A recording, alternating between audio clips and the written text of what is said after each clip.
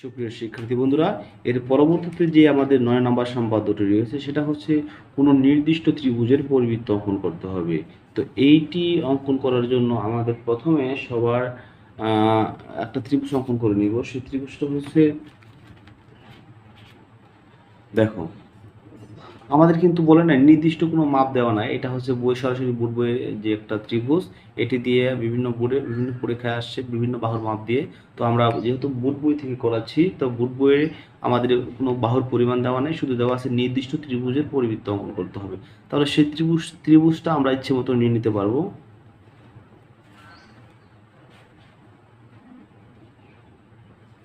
সেখান থেকে নিয়ে আমি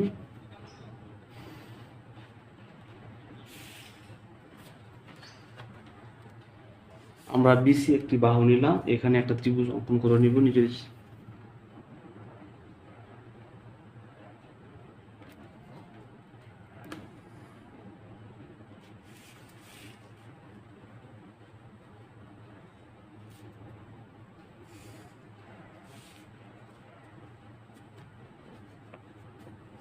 এ বি সি আমরা একটা ত্রিভুজ অঙ্কন করে নিলাম।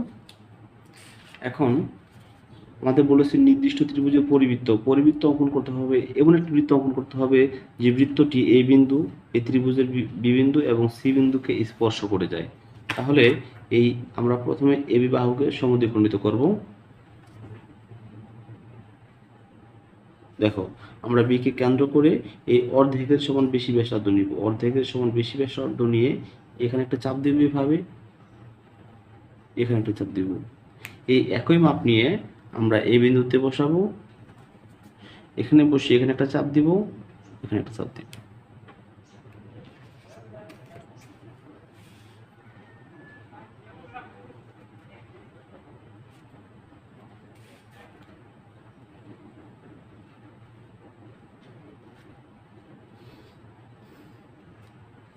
এই রেখাটির আমরা নাম দিতে পারি এম ই, এটা হচ্ছে এম ই রেখা।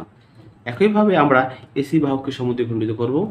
সুপ্রিয় শিক্ষার্থী বন্ধুরা, তোমরা যারা বাহুকে এবং কোণকে সমদ্বিখণ্ডিত করতে পারো না, আমার পূর্বের একটি ভিডিওতে দেওয়া আছে, তোমরা সেটি অবশ্যই দেখে নেবে।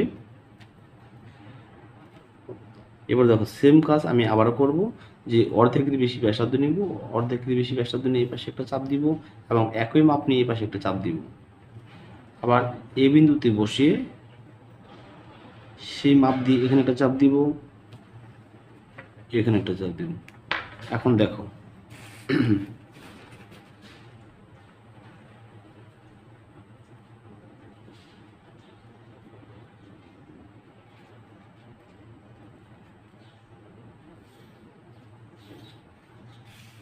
তাহলে এই রেখাটির নাম দিতে পারি আমি হচ্ছে এফ এন।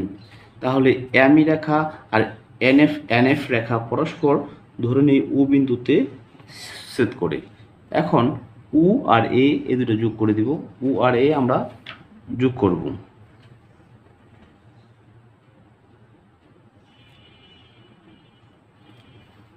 এই উ আর এ আমরা যোগ করে দিলাম। এখন উ কে কেন্দ্র করে উ এর সমান ব্যাসার্ধ নিব। দেখো উ কে কেন্দ্র করে উ এর সমান আমরা ব্যাসার্ধ নিলাম। ব্যাসার্ধ নেওয়ার পর আমরা প্রথমে দাগ দিয়ে দিব না, আমরা দেখব আমাদের মাপ। আমরা যদি বৃত্তটা অঙ্কন করি তাহলে এই এ বি সি এই তিনটা বিন্দু স্পর্শ করে কিনা দেখো।